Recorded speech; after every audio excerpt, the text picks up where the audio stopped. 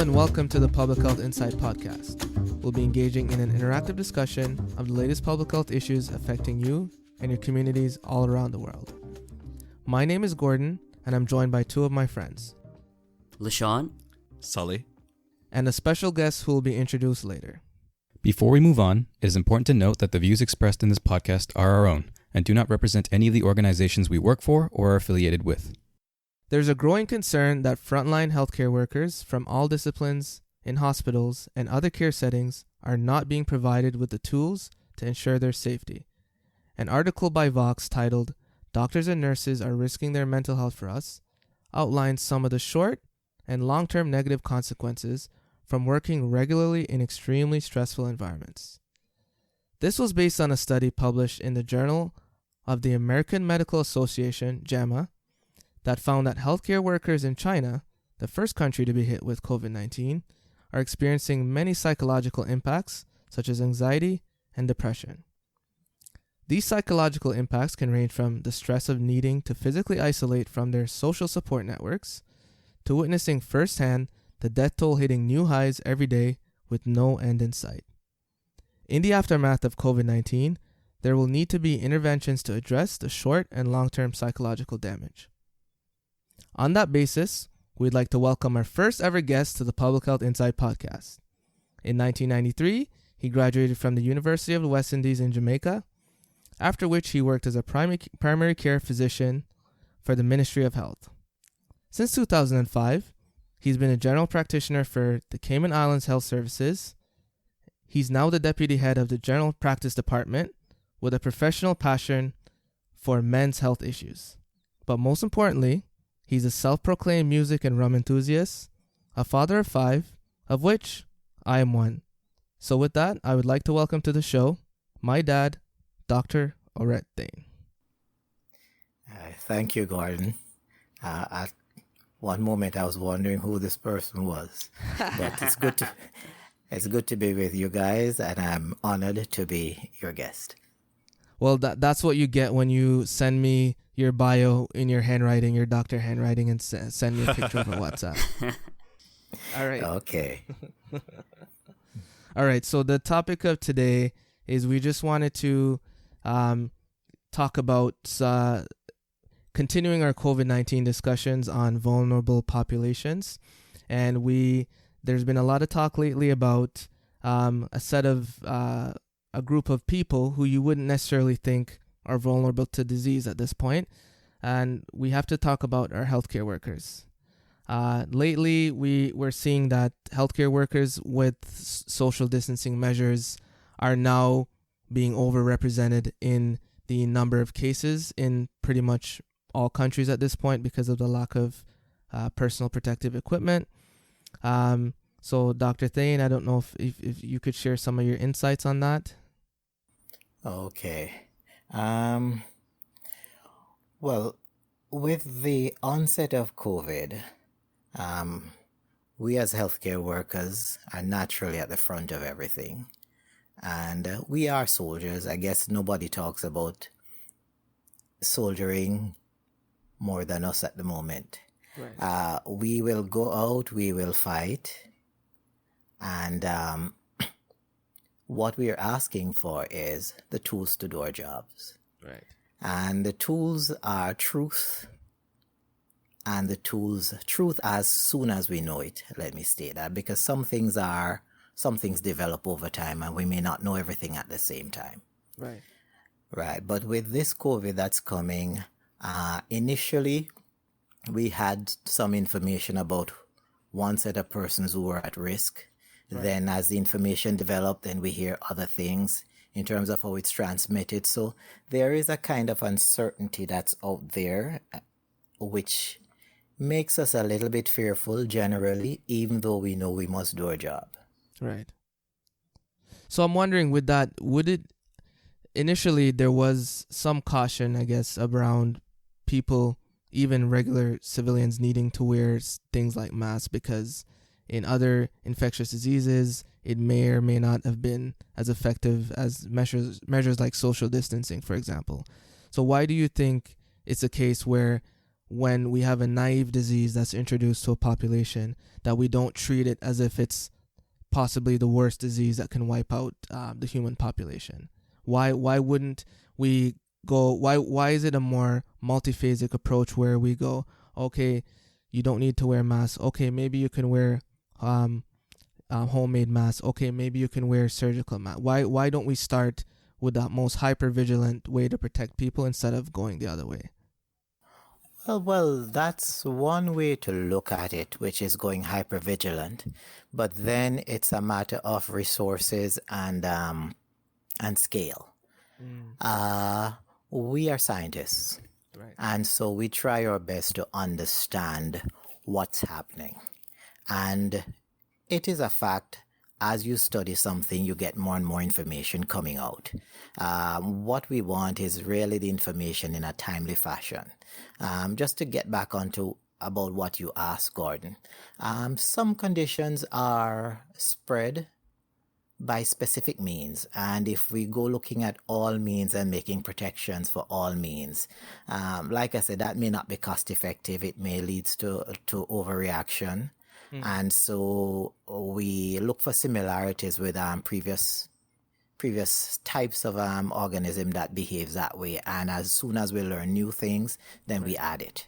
Right. So Dr. Thane, based on your experience maybe dealing with other infectious diseases, do you see any similarities or any major differences with the response for this, COVID-19? Well, the COVID-19 or coronavirus, we have a template for it because we had the SARS in the early 2000s.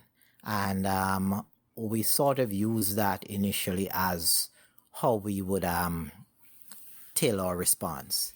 As we're learning new things, there's still a dispute as to whether it's aerosol or droplet. But as we're learning new things, then we modify the approaches and make it a little different from what we had previously. So I'm wondering, this brings me to the question now. Testing. The case, I guess you can correct me if I'm wrong, the case definition was the person displaying symptoms who has had a recent travel history to China. That was the original case definition. So testing, I'm assuming in those cases, would have been prioritized to those people who were more likely to potentially get sick from the disease compared to someone with no travel history. So I'm wondering, now that we know that the rates are going up for healthcare workers, is that something that needs to be scaled up for healthcare workers, the testing? I think we should have gotten there a long time ago. From the figures we're having coming out of China, where a lot of healthcare workers have been succumbing to their illnesses, testing should be a priority for healthcare workers for two reasons I'll state. One, you want to protect your healthcare worker. There are many analogies about this being a war, and if your soldiers all fall down, then the war ends, and we can just imagine who the victor is. Secondly, if your healthcare workers are infected, then your healthcare workers are going to be the vectors for transmitting this condition to the persons they're trying to protect. So testing of healthcare workers is indeed a priority in my mind. So recently, I guess in Canada, there has been outbreaks in long-term care facilities, and of course there's vulnerable elderly populations that are disproportionately getting affected by COVID-19, and in many cases they are succumbing to the disease. Have you experienced anything similar, I guess, in your jurisdiction where these elderly populations are being affected by COVID-19? Okay. Fortunately, in our jurisdiction, we have not had that experience, and thankfully so.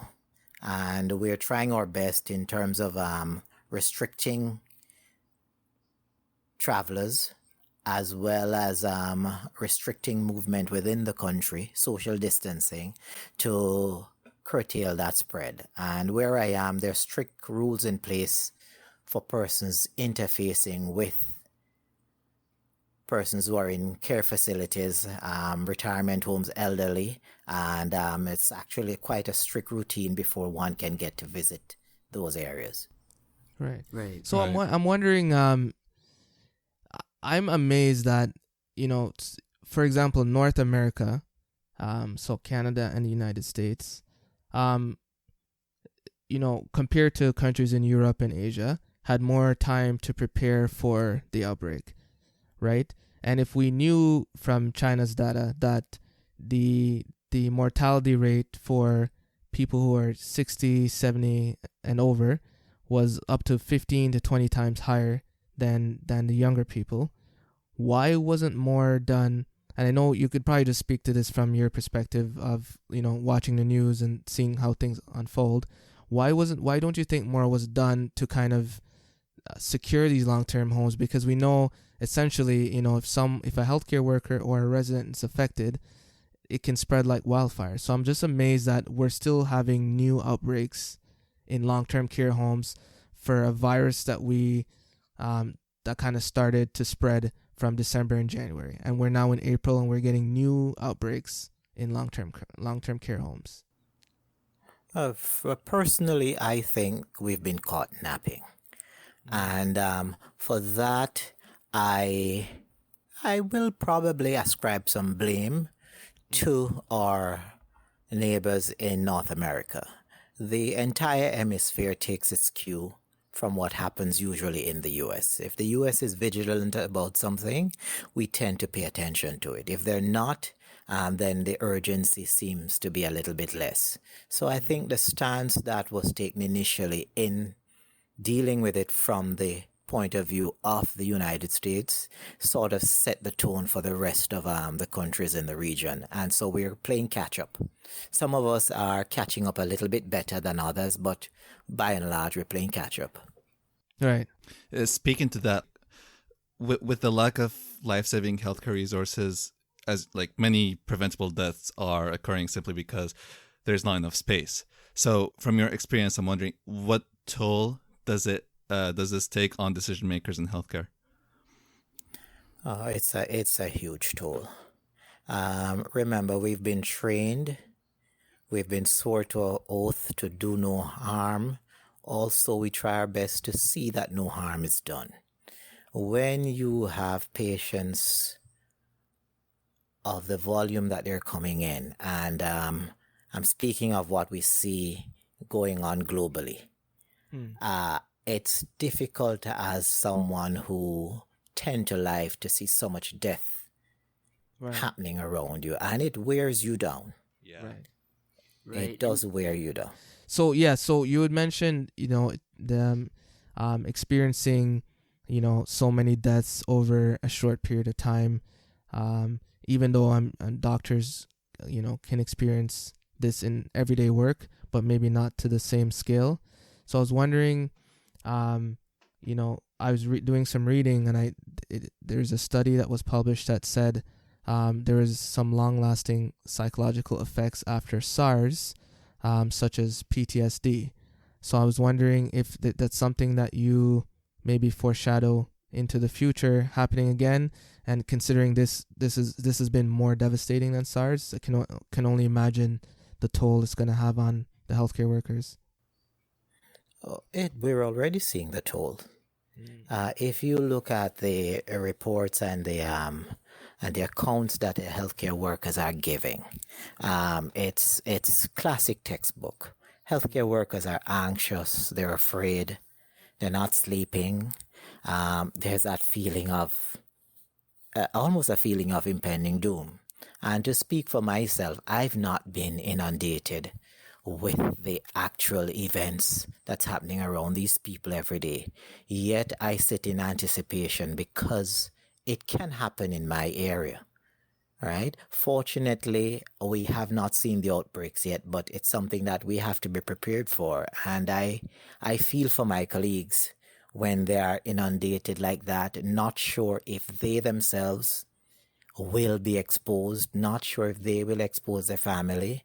And one can easily see all kind of psychological issues developing, not just in the future, but now. Okay. Yeah. So just to expand a little bit on the recent study from, I think the study had almost 1,300 healthcare workers that worked in China, and the findings were that 3 in 4 healthcare workers that were directly involved with the COVID-19 response were experiencing psychological trauma to some degree, and that they were also 60% more likely to experience things like depression and anxiety compared to people who aren't involved in the healthcare response.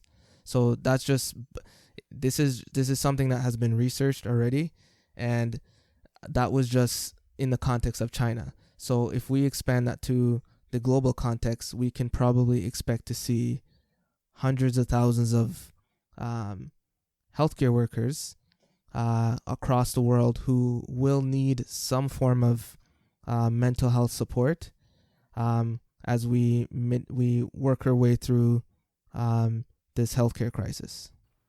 And if I may interject, remember the healthcare worker is assaulted on every front. Right. The obvious one is being there in the emergency wing, being there on the wards dealing with these patients. Also having healthcare workers being concerned about their families. Sometimes they have to isolate to protect their families, and then there's the added concern because not everyone may have support structure for the families they leave behind, and so it can be a tough decision. As if that's not enough, when there is a need to actually quarantine the healthcare worker, that brings even added issues. There was one study from the SARS epidemic in the early 2000s that had looked at healthcare workers who had gone through quarantine. And they found that quite a few of them had acute stress disorders, depression, alcohol, and other drug addictions. So it continues to assault the healthcare worker on every front. And I think we really need to put things in place to deal with the immediate needs of the healthcare worker as well as plan for the long-term needs. So I think a lot of the responses coming globally, or especially in the US and Canada, they're very much weighing a couple of options. For example, they want to make sure the health of the population is optimal and making sure everyone's healthy and protected, but at the same time, they're also concerned about the economy. So what's your view on that? How do you balance that appropriately?